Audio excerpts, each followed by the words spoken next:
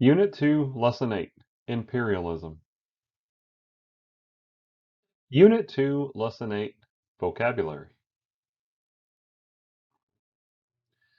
The outcomes of the Spanish-American War were that the United States took possession of all the Spanish territories in the Caribbean. It annexed the Philippines, Puerto Rico, and Guam. Remember, annex means to take control of. The U.S. did not annex Cuba, but claimed the right to intervene in Cuban affairs.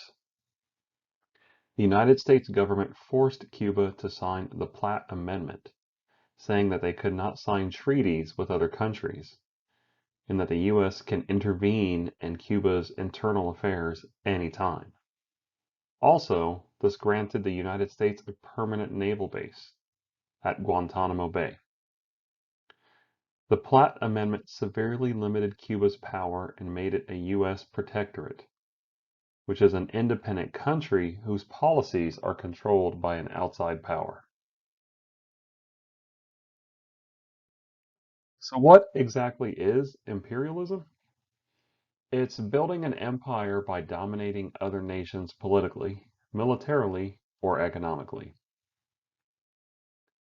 Who was involved in imperialism in the late 1800s or early 1900s? Well, the United States, most European countries, and Japan. Africa and Southeast Asia are divided into colonies, and this competition for colonies eventually led to World War I.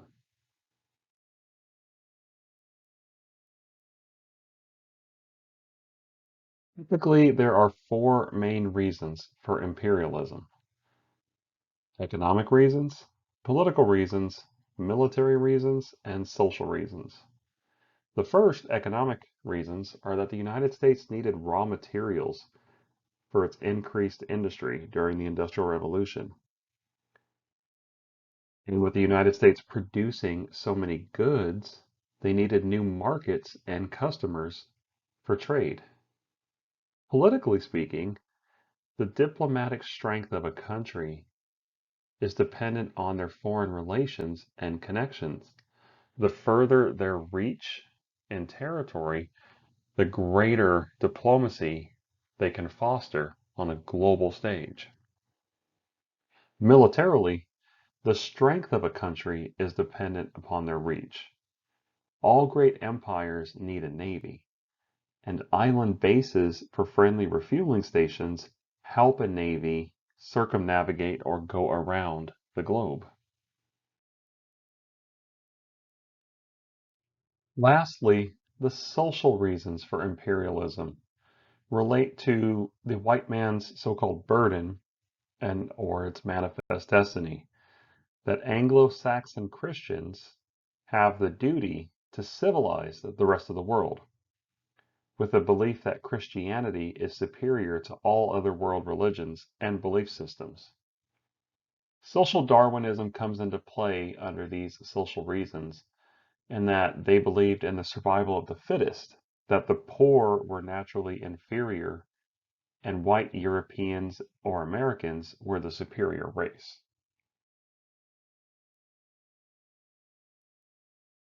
This is a political cartoon of the white man's burden, with England carrying up foreigners or citizens of a foreign country up the hill towards civilization, and America carrying individuals of foreign nations up the hill towards civilization.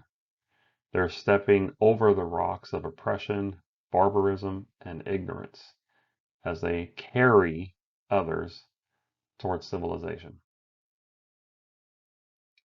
Another image depicting American imperialism.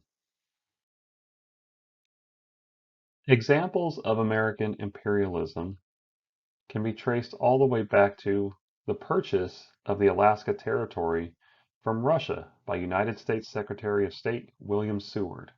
This became known as Seward's Folly. But Alaska was a land of opportunity, rich with natural resources. It had plentiful land, timber, and huge oil reserves.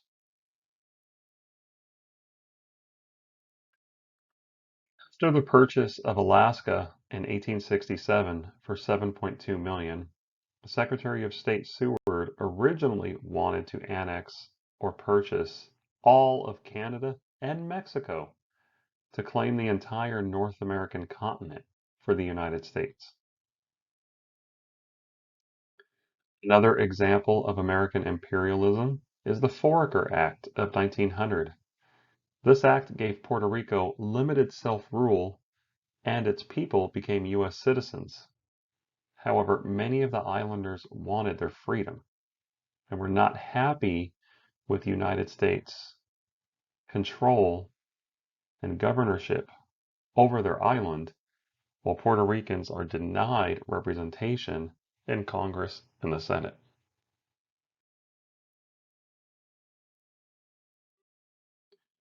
U.S. missionaries and prospectors first arrived in Hawaii in the 1820s.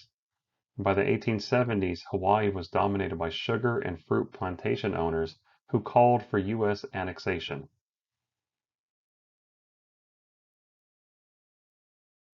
One of the greatest examples of American imperialism is the island chain in Hawaii, where U.S. citizens and industrialists, big business owners, owned numerous sugar plantations throughout the islands.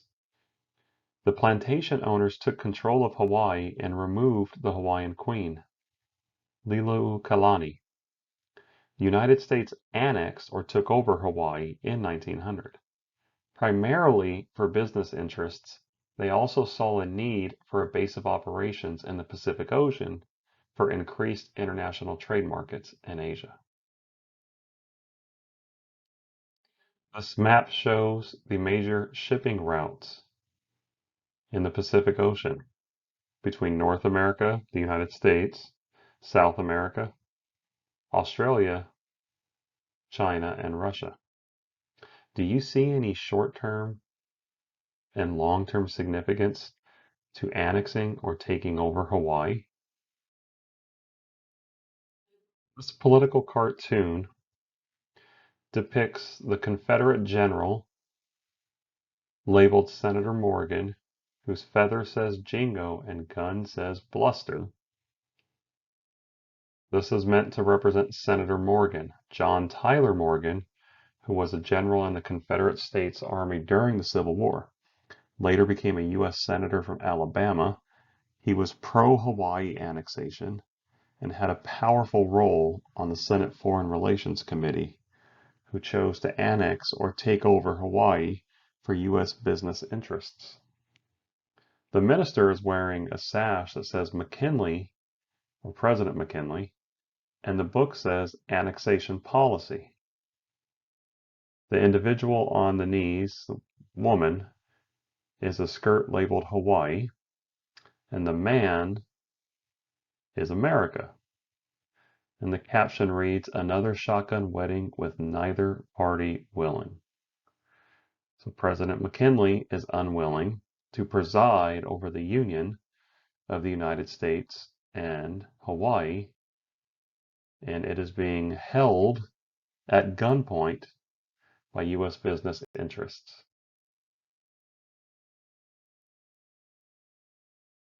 Additional examples of American imperialism are in the Philippines, where Emilio Aguinaldo was still seeking independence from foreign rule, and he led a revolt that resulted in many deaths.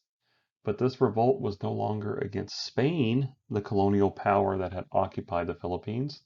This revolt was against the United States of America, because the U.S. felt the Philippines weren't ready for self-rule.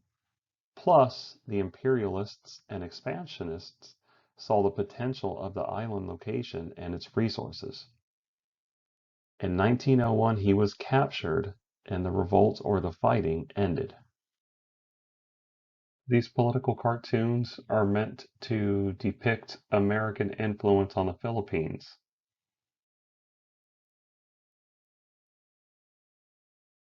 President Roosevelt's Big Stick policy of the early 1900s. President Theodore Roosevelt wanted greater U.S. involvement in world affairs. He advocated for peaceful relations but wanted a strong American presence to ensure U.S. prosperity. President Roosevelt saw America as acting as the world's policeman and was known to usher the phrase, "Speak softly and carry a big stick." This political cartoon depicts the big stick and the Caribbean Sea, and the big stick is wielded by President Theodore Roosevelt. Examples of President Roosevelt's big stick policy. The Roosevelt Corollary to the Monroe Doctrine in 1900 states that the U.S. can act as an international police power in Latin America. This was used to justify intervention in the Dominican Republic, Panama, Cuba, Nicaragua, Honduras, Mexico, and Haiti. And regarding Panama and the Panama Canal, the U.S. wanted a canal, but Colombia would not agree. So the United States supported a Panamanian revolt and got the rights to build and use the Panama Canal when they bought the rights from the French government. The building of the Panama Canal, connecting the Atlantic Ocean and the Pacific Ocean for the first time in recorded history, is one of the world's greatest engineering feats and one of the 7 modern marvels of the New World.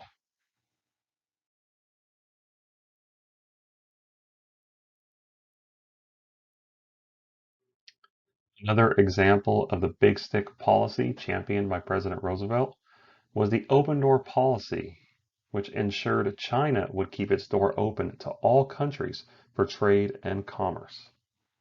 President Roosevelt even sent troops to suppress the Chinese Boxers of the Boxer Rebellion, which was comprised of rebels who opposed opening up China to foreign trade. And shown in the political cartoon is Uncle Sam of America, and representing American diplomacy, opening up the gates to China to foreign trade and investors.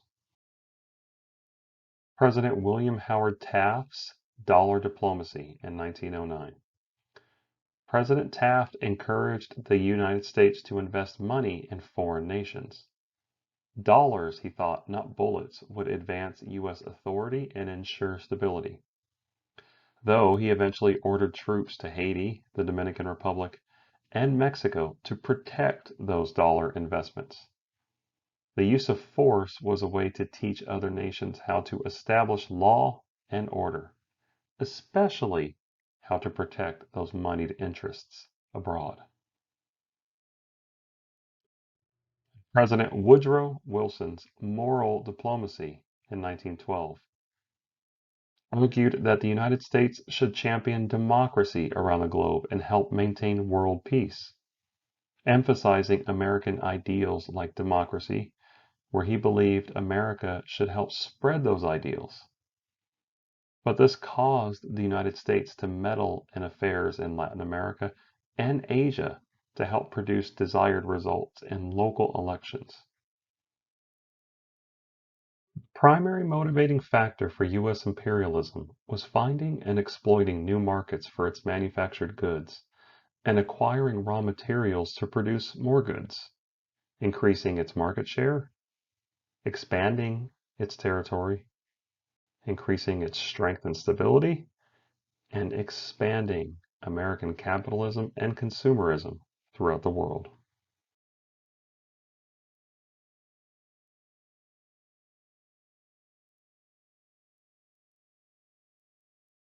This political cartoon shows America teaching both the educated and civilized versus the uneducated and uncivilized.